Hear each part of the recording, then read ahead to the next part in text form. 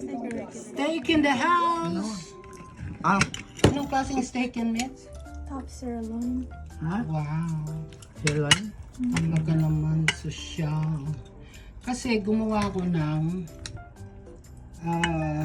potato salad. Ay, ka ba gumawa na kaya ka gawa? Kaya bumili ako ng steak. Anak ng wedding. Ah. Ang mura. Para lang merong kapartner ang aking macaroni salad. O, ayan. So, thank you, Lord, for this food which we are about to receive from thy bounty through Christ our Lord. Amen. Sarap, babe. Di ba ilaw yan? Maybe. So, luto na yan? No, it's not really cooked. It's still pink. Rare, a little bitter. But you wanna eat that? It's okay. I usually They like eat it the- medium. They eat that, ano, rare. Rare is already but not Sa akin, isda. I don't wanna try that. I mean, I may try it, but Kasi isda ka pa rin. hilaw na hilaw. Hindi Pero naman. okay lang.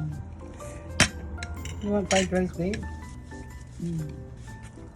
Masarap ba yung ano? Wala ka rin no seasoning, ginaganyan, ganyan ako pag kumain ng steak. Gusto mo?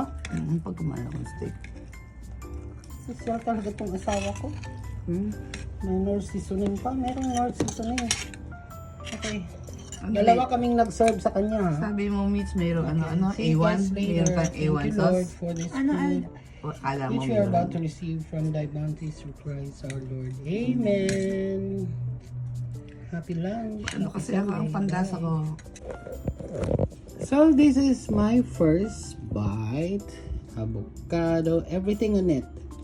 Mas maganda siguro kung ganito kaysa i-flat mo, di ba? At least maayos ang pagkain. Hindi mo naman Bubuka. hindi mo naman syempre kainin buong bibig. Syempre kagat-kagat lang, which is this is much better. Hindi siya mahuhulog, hindi malalaglag, di ba? So we will try it. Di ba? Much better. Lagyan mo ito.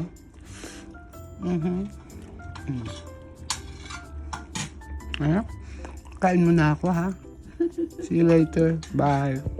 Ano,